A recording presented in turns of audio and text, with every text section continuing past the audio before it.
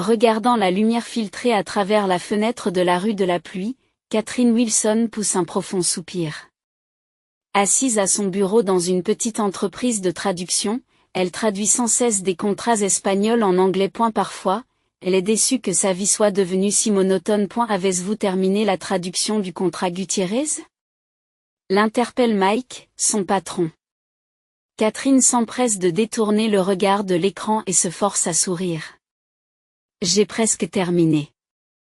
Je le soumettrai certainement aujourd'hui. Mike hocha la tête avec satisfaction et se dirigea vers le bureau d'un autre employé. Catherine se tourna à nouveau vers l'écran de son ordinateur et déplaça rapidement ses doigts sur le clavier. Ses compétences en espagnol étaient très respectées au sein de l'entreprise. Son talent pour parler, écrire et comprendre la langue aussi couramment que sa langue maternelle était précieux dans ce secteur. Mais ironiquement, ceux qui appréciaient le moins son talent étaient sa propre famille. Et la famille Wilson a produit des générations de médecins, d'avocats et d'hommes d'affaires. Son père George était un chirurgien cardiaque renommé dans la région, et sa mère Martha avait été une avocate prospère. Sa sœur Victoria a suivi les traces de son père et a fait carrière en tant que médecin. Dans une telle famille, Catherine n'était qu'une simple interprète. Lorsqu'elle se spécialise en linguistique à l'université et qu'elle choisit de perfectionner son espagnol, sa famille la regarde toujours d'un œil froid. Pour utiliser ton talent pour quelque chose comme ça, disait sa mère, tu aurais dû aller à l'école de médecine, disait son père. Ou au moins devenir interprète pour les Nations Unies, lui suggérait sa sœur. Le parcours de Catherine, qui est passée du statut d'indépendante à celui d'employée dans sa société de traduction actuelle, n'a pas été facile. Elle est fière de ses choix. Mais la culpabilité de ne pas répondre aux attentes de sa famille reste toujours dans un coin de son esprit. Ses relations avec sa famille étaient en apparence paisibles, mais Catherine était toujours l'outsider. Elle est invitée au repas de Noël, mais exclue des conversations. Pour les anniversaires, elle ne recevait que des messages superficiels. Ce type de relation s'est poursuivi pendant des années. Ses compétences linguistiques n'étaient appréciées que lorsque sa famille voyageait à l'étranger. Pouvez-vous lire ce menu en espagnol? Que dit ce panneau? Ce n'est que dans ces moments-là qu'elle devenait temporairement un membre précieux de la famille. Après avoir terminé son travail et être rentrée dans son petit appartement, le smartphone de Catherine a sonné. En regardant l'écran, elle vit qu'il s'agissait d'un appel de sa mère. Cela faisait si longtemps que sa mère ne l'avait pas appelée qu'elle ne se souvenait plus de la dernière fois. Je suis contente de te joindre, dit Martha d'une voix inhabituellement joyeuse. J'ai de très bonnes nouvelles. George, Victoria et moi avons décidé de partir en Espagne le mois prochain. Catherine écoute en silence. Une simple annonce de voyage aurait pu être transmise par message. Alors, voulez-vous venir avec nous? Surprise par cette invitation soudaine, Catherine ne sait plus où donner de la tête. Elle n'a pas voyagé avec sa famille depuis son plus jeune âge. Moi aussi? Oui, bien sûr. Votre espagnol nous sera très utile. Nous prévoyons 2 semaines, principalement à Barcelone. Un petit espoir s'allume dans le cœur de Catherine. C'est peut-être l'occasion de réparer ses relations avec sa famille. L'occasion d'apaiser les tensions avec sa sœur et de réduire la distance avec ses parents. Elle répond sans hésiter. J'y vais. Merci, maman. Après avoir raccroché. Catherine est envahie par des sentiments contradictoires. Sa famille recherchait-elle vraiment sa compagnie ou avait-elle simplement besoin d'un interprète commode? Mais peut-être que cette fois-ci sera différente. Peut-être que ce voyage pourrait redonner de la chaleur à leur relation familiale depuis longtemps refroidie. Alors que les préparatifs du voyage commencent, les craintes de Catherine se confirment. Ses parents et sa sœur la bombardent de demandes, répertorier les lieux touristiques d'Espagne, réserver des restaurants, savoir comment réserver des taxis. Avant même le départ, elle est traitée comme la secrétaire de la famille. Pourtant, Catherine ne perd pas espoir. Tout en faisant sa valise, elle sourit. De nouveaux souvenirs avec sa famille l'attendaient sous le soleil de Barcelone. Elle veut croire que ce voyage lui permettra de devenir un membre à part entière de la famille. Le matin du départ, Catherine retrouve ses parents et sa sœur à l'aéroport. Oh! Catherine! Tu es sûre de cette tenue? Nous allons séjourner dans un hôtel de luxe à Barcelone, tu sais. Victoria regarde sa sœur de haut en bas, en fronçant le nez. Catherine baisse les yeux sur sa tenue décontractée, se sentant mal à l'aise par rapport à la robe de créateur de sa sœur. Mais elle garde son calme. Ne t'inquiète pas, j'achèterai quelque chose là-bas. Nous n'avons pas le temps, dit son père Georges. Catherine, peux-tu porter les valises de tout le monde jusqu'au point de rencontre? Catherine se mit à porter les 4 lourdes valises comme on le lui avait demandé. Le voyage en famille ne faisait que commencer. Elle se rappelle intérieurement que ce n'est que le début du voyage. De merveilleux moments l'attendaient à Barcelone. 2 semaines en famille. Cela suffit. C'est sur ces pensées que Catherine suivit sa famille vers la porte d'embarquement. Le fils espagnol est sans pitié. Dans le taxi qui l'a conduit de l'aéroport de Barcelone à l'hôtel de luxe. Catherine essuie la sueur de son front tout en admirant le magnifique paysage urbain qui s'offre à elle par la fenêtre. À côté d'elle, sa sœur Victoria réappliquait de la crème solaire tandis que ses parents feuilletaient un guide touristique. Personne ne lui adresse la parole. Oh, c'est charmant, dit Martha en refermant son livre. Cet hôtel est l'un des plus historiques de Barcelone. Les décorations du hall d'entrée sont dans le style modernismo de la fin du XIXe siècle, influencé par Gaudí. Notre suite réservée devrait avoir une vue sur la Sagrada Familia, ajoute Georges. C'était cher, mais ça valait le coup.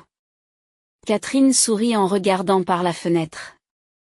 Elle était sincèrement reconnaissante de pouvoir explorer cette belle ville avec sa famille. Et elle est vrai que jusqu'à présent, sa présence ne ressemblait à rien, mais ils avaient encore 2 semaines devant eux.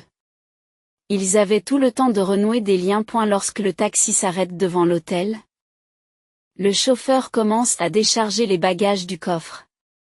Catherine, tu peux porter les sacs, dit son père. Je donnerai le pourboire plus tard.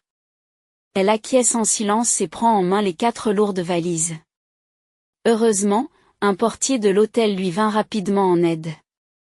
Sa famille était déjà entrée dans le luxueux hall d'entrée. Des sols en marbre, des colonnes imposantes et des lustres éblouissants. L'intérieur de l'hôtel est d'une beauté à couper le souffle. Catherine, traînant son corps fatigué, était captivée par cette beauté. Sa famille s'était déjà dirigée vers la réception et elle se dépêcha de la rattraper. Voici la réservation pour les Wilson, lui dit en souriant le jeune employé de la réception. Son badge indique Carlos. Oui, c'est exact, répond Georges. Une suite et 2 chambres normales. Carlos consulte l'ordinateur et dit quelque chose en espagnol. Tous les membres de la famille, à l'exception de Catherine, ont l'air confus. Que est-ce qu'il a dit? Demande Martha à Catherine. Avant que Catherine ne puisse répondre, Carlos passe à l'anglais. Je m'excuse. Après avoir vérifié votre réservation, je vois qu'il y a 3 chambres. Il y aura donc 4 personnes qui séjourneront avec nous. Oui, c'est exact, répond Martha. Nous 4, la famille. Carlos regarde à nouveau l'écran de l'ordinateur, penchant la tête en signe de confusion. Il se remet à parler en espagnol, estimant sans doute qu'il est difficile de l'expliquer en anglais. Et la réservation est pour 3 personnes, mais vous êtes 4? Nous pouvons trouver une autre chambre pour ce soir seulement, moyennant un supplément. Catherine ouvre la bouche pour traduire pour sa famille. Il dit qu'il n'y a une réservation que pour 3 personnes. Si nous avons besoin d'une autre chambre, cela coûtera plus cher, mais il ne peut le faire que pour ce soir. À ce moment-là, sa sœur Victoria éclate de rire. Oh! C'est du travail. C'est du bon travail. Catherine regarde sa sœur avec confusion. Que est-ce que tu as dit? Poursuit Victoria avec un sourire malicieux. Nous n'avons jamais fait de réservation pour toi. Pourquoi es-tu surprise? Catherine sentit le monde s'assombrir autour d'elle. Que est-ce que tu veux dire? La réservation à l'hôtel a toujours été pour 3 chambres. Une pour papa et maman, et une pour moi. Nous ne t'avons emmené qu'en tant qu'interprète, déclara Victoria. Catherine regarde ses parents. Ils restèrent silencieux, arborant des expressions un peu gênées. Son père détourna le regard et sa mère fit semblant de chercher quelque chose dans son sac à main. Je suis désolé, Cassie, dit enfin son père. En fait, nous n'avons jamais prévu que tu restes à l'hôtel. Nous avions juste besoin de ton aide pour porter les bagages de l'aéroport à l'hôtel. Après ça, tu es libre de partir. Répète Catherine, incrédule. Vous m'avez invité pour un voyage de 2 semaines? Et maintenant vous me dites que je n'ai même pas d'endroit où loger, ne vous méprenez pas, dit sa mère. Nous avions besoin de tes compétences linguistiques. Mais honnêtement, loger dans un hôtel de luxe ne correspond pas à votre situation économique, n'est-ce pas? Catherine se fige. La froideur avec laquelle sa famille l'avait traitée pendant des années dépassait son imagination. Il ne la considérait vraiment que comme un outil. Une interprète commode dans un pays dont il ne parle pas la langue, quelqu'un qui porte de lourds bagages. Carlos, à la réception, a semblé comprendre la situation et a jeté un regard compatissant à Catherine. Il lui dit doucement en espagnol, « Vous allez bien? Puis-je vous aider ?» Catherine a répondu en espagnol, « Merci. Mais je vais bien. » La honte et la colère montent en elle simultanément. Toutes ces années, elle avait cherché l'amour de sa famille. Un amour qui restait hors de portée. Quels que soient ses efforts. Il était temps d'accepter cette triste réalité. Je comprends, dit Catherine calmement. Je ne suis qu'une interprète et une porteuse de bagages. Mais mon travail est terminé, je vais donc prendre congé. Elle attrapa sa propre valise et la sortit de la pile de bagages dans le salon de l'hôtel. Dans sa précipitation, elle ramasse par inadvertance un autre sac. C'était le petit sac de voyage que son père avait soigneusement transporté. Le sac d'objets précieux contenant les passeports, les portefeuilles et les cartes de crédit de chacun. Attendez, appela son père, mais Catherine ne se retourna pas. On s'est servi de moi pendant tout ce temps, dit-elle en tournant toujours le dos. C'est fini maintenant. Vous pouvez engager des interprètes à l'hôtel, n'est-ce pas? Puisque vous avez de l'argent. Sur ces mots, Catherine traversa le hall de l'hôtel en direction de l'entrée. Sa tête était remplie d'émotions complexes. De la colère, de la tristesse et un étrange sentiment de libération. Le sentiment d'être libérée d'années d'illusions. Attendez, le cri de sa mère se fait entendre derrière elle. Mais elle ne s'est pas arrêtée. Le sac sur son épaule semblait lourd, mais c'était le poids de son cœur qui prenait forme physique. Elle prit une profonde inspiration et sortit dans la lumière du soleil de Barcelone. Catherine bougea les pieds inconsciemment. À une dizaine de minutes de l'hôtel, elle s'arrêta enfin et regarda autour d'elle. Elle s'était égarée dans une ruelle étroite du quartier gothique. Et la vieille rue pavée, les bâtiments colorés des deux côtés et le bruit lointain du boulevard. Pour la première fois, elle se rendit compte qu'elle était vraiment seule. Le poids du sac sur son épaule la gêne et lorsqu'elle s'assoit sur un banc pour en vérifier le contenu, elle est stupéfaite. C'était le sac de valeur de son père. En l'ouvrant, elle trouva les passeports, l'argent liquide et les cartes de crédit de tout le monde bien rangées. Elle l'avait pris dans sa précipitation. Ce n'est pas bon, murmura Catherine. Elle hésite à le rendre immédiatement, mais la scène humiliante de tout à l'heure lui revient en mémoire et la fait grimacer. Mais je ne peux pas garder ça. Pour mettre de l'ordre dans ses idées, Catherine entre dans un café voisin. Commandant un café et s'asseyant près de la fenêtre, elle vérifie à nouveau le contenu du sac. Il y a beaucoup d'argent liquide. Converti en euros, l'argent équivaut à plusieurs mois de son salaire. Je ne peux pas envisager de ne pas rendre ça, se dit-elle. Mais en revenant tout de suite, à ce moment-là, une femme à la table voisine a poussé un lourd soupir. Une habitante de la région, la quarantaine, la tête entre les mains devant une pile de documents et un ordinateur portable. Catherine l'a entendu parler au téléphone avec quelqu'un. Influencée par l'espagnol? Elle se plaignait qu'un guide était soudainement tombé malade, qu'il n'avait pas de remplaçant et qu'il avait dû annuler. Après avoir raccroché, la femme a pris son café, mais a accidentellement renversé la tasse. Le café s'est répandu sur la table, tachant les documents. Oh, c'est le pire, s'exclame la femme. Catherine se lève instinctivement et se précipite vers la table de la femme avec des serviettes. Laissez-moi vous aider, dit-elle dans un espagnol fluide, en empêchant le café de se répandre sur d'autres documents. La femme la regarde avec surprise. Je vous remercie. Votre espagnol est très bon. Je suis interprète depuis plus de 10 ans, répond Catherine en souriant. Après avoir sauvegardé les documents, la femme se présente. Elena Rodriguez, propriétaire d'une petite agence de voyage locale appelée Barcelona Adventures. Je suis dans une situation terrible, dit Elena. Le guide qui devait conduire un groupe de touristes anglophones cet après-midi est soudainement tombé malade. Catherine s'est surprise à dire, je peux vous aider si vous le souhaitez. Les yeux d'Elena s'illuminent. Vraiment? Vous connaissez Barcelone? En fait, c'est la première fois que j'y vais, répondit Catherine avec honnêteté.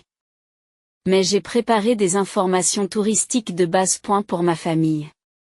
Je n'ai aucun problème avec l'espagnol et l'anglais. Je m'intéresse aussi à l'histoire et à la culture. Elena l'a étudié attentivement, puis a hoché la tête d'un air décidé. Alors, voulez-vous essayer de guider la visite d'aujourd'hui? C'est une urgence. Je vous paierai, bien sûr. Catherine accepte sans hésiter. Elle avait le sentiment que cette rencontre fortuite pourrait devenir un nouveau départ. Mais dans ses vêtements, Catherine baissa les yeux sur sa tenue de voyage décontractée. Ne vous inquiétez pas, dit Elena en souriant. Viens au bureau. Nous avons des uniformes, et nous avons un peu de temps, alors je peux vous expliquer les détails de la visite. Sur le chemin du bureau, Catherine oublie momentanément sa famille. Mais le poids du sac la rappelle à la réalité. Elle pensera au passeport plus tard. Maintenant, elle doit se concentrer sur l'opportunité qui s'offre à elle. Le bureau d'Elena est petit mais dynamique. De belles photos de Barcelone ornaient les murs, et les étagères étaient soigneusement garnies de guides touristiques et de cartes. Elena lui donne un polo bleu et une casquette, puis lui explique les grandes lignes de la visite d'aujourd'hui. Il s'agit d'une visite centrée sur le quartier gothique et le musée Picasso. Il y a 12 participants, tous des touristes anglophones. L'itinéraire de base est indiqué sur cette carte. Au musée? J'aimerais que vous nous expliquiez quelques œuvres particulièrement importantes. Catherine écoute attentivement les explications d'Elena et prend des notes. Elle ressent un mélange d'anxiété et d'excitation, mais décide de croire en ses capacités. J'ai encore une demande à vous faire, poursuivit Elena, l'air un peu mal à l'aise. En fait, mon entreprise est encore petite. Je vous paierai en liquide, mais je ne pourrai peut-être pas le retirer avant la fermeture de la banque. Je vous le remettrai certainement demain matin. Pouvez-vous attendre jusque-là? Catherine jette inconsciemment un coup d'œil au sac de son père. Il y avait beaucoup d'argent à l'intérieur. Elle se sentit un instant coupable, mais changea rapidement d'avis. Ce n'est pas grave. Le plus important, c'est que je dois trouver un endroit où dormir ce soir. Il s'est passé quelque chose? Elena semble percevoir quelque chose à son expression. Catherine lui explique brièvement la situation. Être abandonnée par sa famille. Ne pas avoir de réservation d'hôtel. Elle omit les détails, mais l'expression d'Elena était compatissante. Cela a dû être difficile. Je connais un hôtel à prix raisonnable dans les environs. Je vais l'appeler et faire une réservation pour vous. Cet après-midi-là, Catherine a guidé 12 touristes pour sa première visite. Elle était nerveuse au début, mais en combinant les documents préparés par Elena et ses propres recherches, elle a peu à peu pris confiance dans ses explications. Les touristes ont semblé satisfaits de sa maîtrise de l'anglais et de l'espagnol et de son approche sincère. Depuis combien de temps travaillez-vous à Barcelone? M'a demandé un touriste américain. En fait, c'est mon premier jour aujourd'hui, a répondu Catherine avec honnêteté. Mais je suis heureuse de partager le charme de cette ville avec vous tous. Sa franchise semble avoir été bien accueillie, à la fin de la visite. Tout le monde l'applaudit chaleureusement.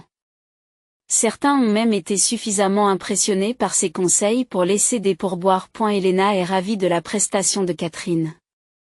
Tu as vraiment du talent. Les touristes ne tarissent pas d'éloges à ton sujet. Catherine se sent gênée, mais savoure intérieurement un petit sentiment de victoire. C'était la première fois que ses compétences linguistiques étaient vraiment appréciées. Quelques heures à peine après avoir laissé sa famille à l'hôtel, son univers s'était transformé. En fait, nous avons des visites guidées tous les jours de la semaine prochaine, dit Elena à son retour au bureau. Accepteriez-vous de les diriger toutes ? Notre guide ne se remettra pas rapidement. Bien sûr, répondit Catherine sans hésiter. Je serais heureuse d'accepter. Elena lui avait réservé un hôtel. Bien que petit, il était propre et confortable. Catherine emprunta un peu d'argent dans le sac de son père pour acheter de nouveaux vêtements et le nécessaire de toilette. En entrant dans sa chambre et en s'allongeant sur le lit, elle réfléchit aux événements de la journée. Ce matin, elle avait porté les bagages de sa famille, mais le soir, elle était devenue guide touristique. Telle est l'ironie de la vie. Les passeports et l'argent dans le sac.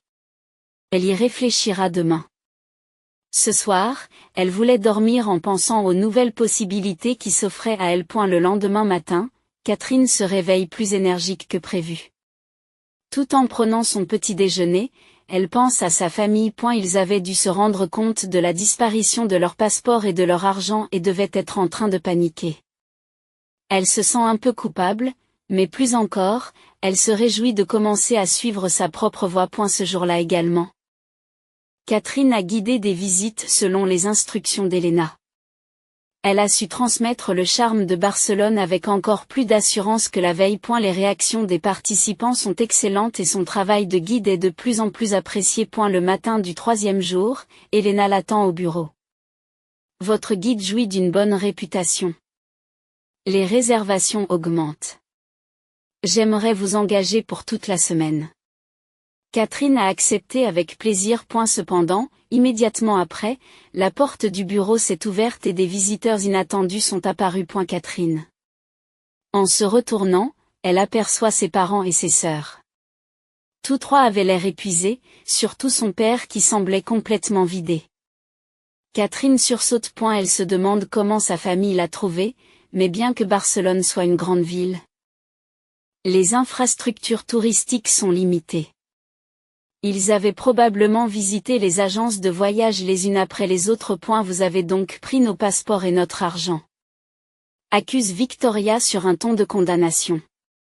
Catherine s'efforce de garder son calme. Je ne les ai pas pris intentionnellement. J'étais pressée. S'il vous plaît, l'interrompit son père. Rendez-moi les passeports. Nous sommes allés au consulat, mais les procédures étaient compliquées. Cela fait 3 jours que tu te démènes, demande Catherine à voix basse. Sans pouvoir communiquer, sans argent, comment vous sentez-vous, qu'est-ce que tu essaies de dire? Sa sœur ne cache pas son irritation. C'est ce que j'ai toujours ressenti, dit Catherine d'une voix tremblante. Être traitée comme un outil pratique par ma famille. On n'en a besoin que lorsqu'on a besoin de compétences linguistiques. Elena observa cette étrange confrontation. Elle fit un petit signe de tête à Catherine et se retira au fond du bureau. Elle ne semblait pas vouloir s'immiscer dans cette affaire de famille. Nous nous sommes trompés, dit sa mère pour la première fois. Nous ne t'avons pas estimé à ta juste valeur. Mais maintenant, nous sommes vraiment dans le pétrin. Vous ne voulez pas nous aider ? Catherine regarde le visage de chaque membre de la famille. Leurs expressions montrent certainement de la confusion et du regret. Mais était-ce vraiment du regret pour la façon dont ils l'avaient traité, ou simplement le désir d'échapper à leur situation difficile? Je rendrai les passeports, dit Catherine avec détermination. Mais j'ai une condition. Une condition ? Demandèrent-elles toutes les 3 simultanément. Pour comprendre ce que j'ai ressenti pendant tout ce temps, passer 3 jours en tant que touriste dans un environnement dont vous ne parlez pas la langue, a proposé Catherine. N'utilisez que l'anglais, pas l'espagnol. Participez aux visites que je guide. Ensuite, je vous rendrai vos passeports. Et la famille a l'air surprise, mais elle n'a pas le choix. Ils ont accepté à contre-séure. D'ici là, je continuerai à travailler ici, ajoute Catherine. Grâce à Elena, j'ai été valorisée pour la première fois. Devant sa détermination, sa famille n'a rien trouvé à redire. Après leur départ, Elena revint. Tu vas bien? Demanda-t-elle doucement. Catherine respire profondément et sourit. Oui, je vais bien. Je vais guider des invités spéciaux pendant les 3 prochains jours.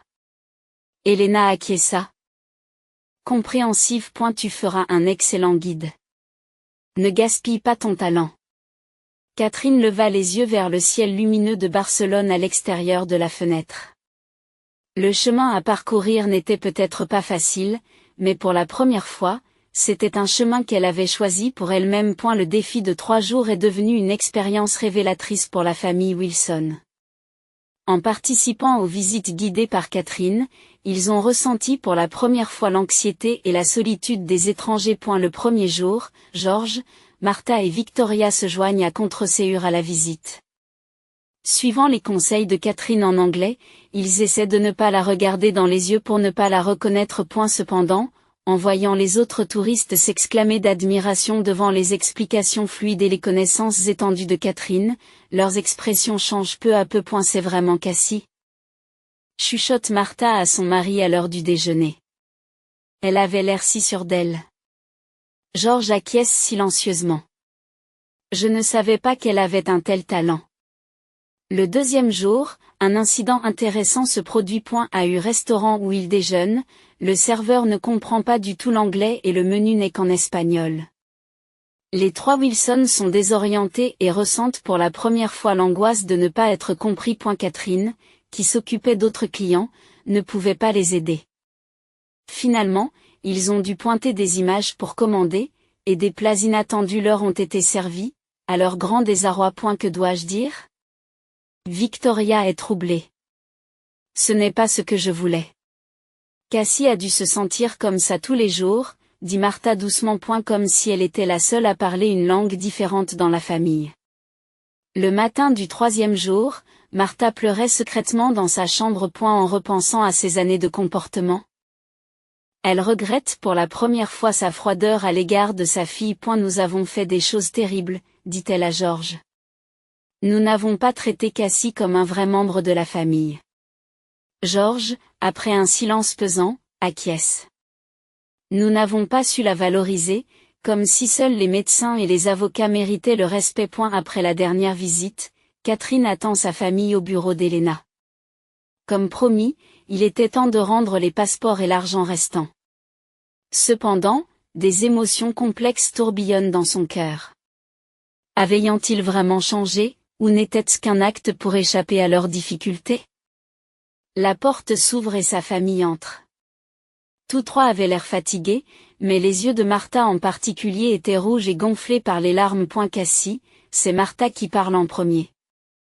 Je veux m'excuser auprès de vous. Je suis vraiment désolée. Catherine écoutait en silence. Votre talent est merveilleux? Poursuivit Martha. J'ai vu à quel point les touristes te font confiance. Ils font ce que nous, en tant que famille, n'avons jamais fait. George s'est également avancé. Cassie, je veux aussi m'excuser. Tu as toujours été précieuse, mais nous t'avons blessée avec nos préjugés. Une petite lumière s'alluma dans le cœur de Catherine. Les paroles de ses parents semblaient sincères. Cependant, sa sœur Victoria se tenait malheureuse, les bras croisés, près du mur. Je vais rendre les passeports comme promis, dit Catherine en prenant le sac dans le tiroir du bureau. Tout l'argent s'y trouve également. Je n'ai utilisé que le minimum pour les dépenses courantes. Martha prend la main de sa fille. L'argent n'a pas d'importance. Voulez-vous plutôt vous joindre à nous pour dîner ce soir? Nous avons fait une réservation spéciale. Pour vous? Catherine a eu l'air surprise. Pour moi? Oui. Dit George en souriant. C'est un restaurant de fruits de mer que tu aimes bien. Elena nous en a parlé. À ce moment-là, Victoria l'interrompt avec irritation.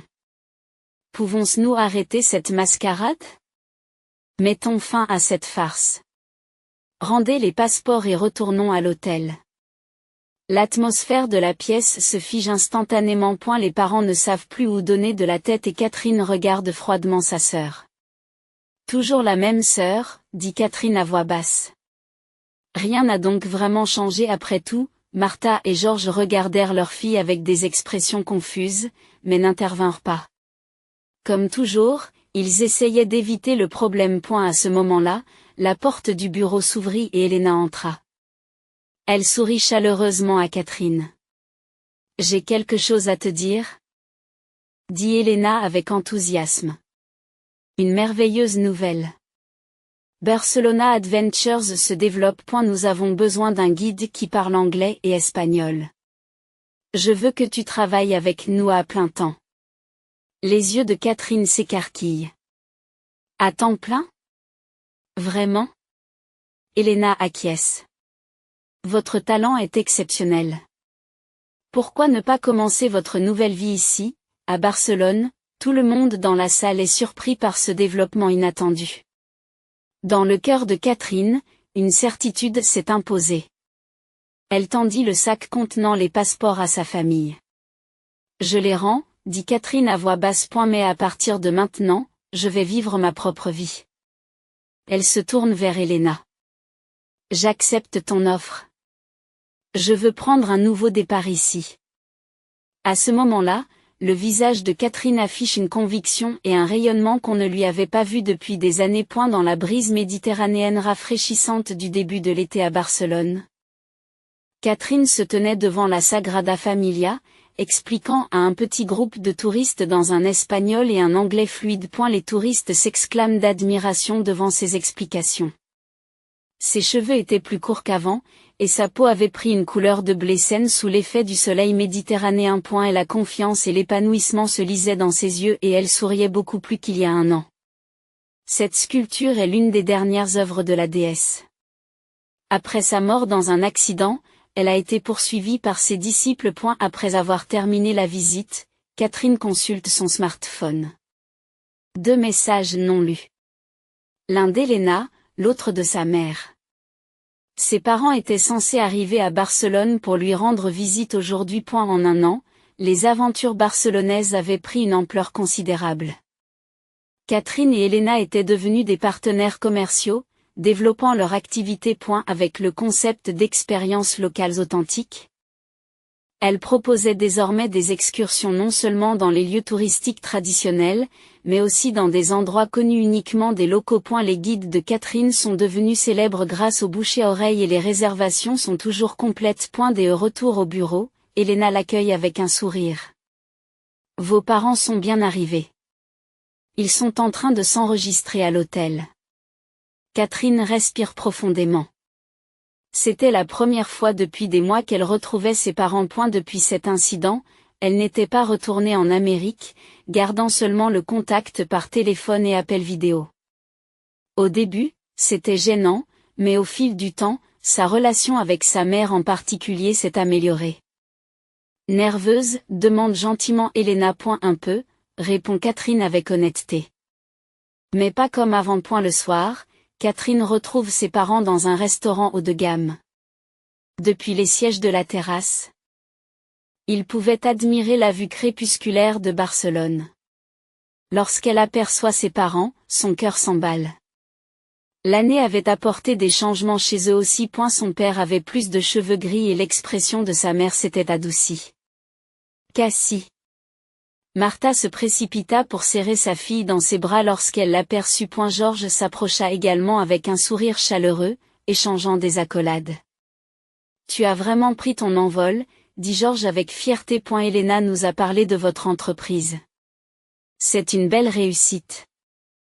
Alors qu'ils sont tous les trois assis à table, Catherine observe ses parents. Leur attitude n'avait plus l'arrogance d'avant. Au contraire, leur regard était empreint d'un véritable respect pour leur fille. Et Victoria? Catherine est assez curieuse pour poser la question. L'expression de Martha s'assombrit légèrement. Elle est toujours aussi têtue. Mais elle change petit à petit. Elle n'a pas pu venir cette fois-ci à cause de son travail. Mais je pense qu'un jour elle comprendra. Au fil de la conversation, Catherine se rend compte que ses parents ont vraiment changé. Il s'intéresse à son travail et pose des questions détaillées sur sa nouvelle vie à Barcelone. Catherine a répondu honnêtement, tantôt en riant, tantôt en étant sérieuse, en racontant ses expériences de l'année passée. Nous sommes vraiment fiers de toi, dit Georges d'un air sérieux. Tu as trouvé ta propre voie. Non pas dans l'environnement que nous t'avons fourni, mais dans celui que tu as tracé toi-même. Martha a les larmes aux yeux. Je tiens à m'excuser sincèrement de ne pas t'avoir traité comme un vrai membre de la famille. Pouvez-vous me pardonner? Catherine prend la main de ses parents. C'est du passé. Ce qui compte, c'est la façon dont nous vivons à partir de maintenant. Ce soir-là. Ils discutent tous les trois jusque tard dans la soirée. C'était le premier pas vers la guérison des blessures du passé et la construction d'une nouvelle relation. 2 mois plus tard, il y a eu une visite inattendue. Victoria. Elle était en train de visiter l'Espagne dans le cadre d'un circuit touristique de luxe, mais un problème est survenu lorsque son guide est tombé malade et que l'excursion a été annulée. Se heurtant à la barrière de la langue, elle a ironiquement demandé de l'aide à l'entreprise de sa sœur. J'ai besoin de votre aide, dit Victoria en se rendant maladroitement au bureau. J'ai entendu dire que votre entreprise avait une bonne réputation. Catherine hésite un instant mais affiche un sourire professionnel. Catherine hésite un instant, mais affiche un sourire professionnel. Je vais vous trouver le meilleur guide. Elle organise une visite privée spéciale pour Victoria. Le guide n'était pas elle-même, mais Carlos. Le plus expérimenté de la compagnie. Catherine ne traite pas sa sœur froidement, elle lui répond poliment comme s'il s'agissait d'une affaire, mais garde une distance personnelle. Une fois la visite terminée, Victoria est retournée au bureau. Son expression était d'une douceur jamais vue auparavant. C'est une entreprise merveilleuse, dit-elle. Je n'arrive pas à croire que vous l'ayez créée. C'était la première fois que sa sœur la félicitait sincèrement. Catherine sourit. Tout le monde a le potentiel de changer, a-t-elle répondu calmement. Au crépuscule de Barcelone, Catherine a organisé une petite fête avec sa nouvelle famille, ses collègues, dont Elena, et les amis qu'elle s'était fait localement.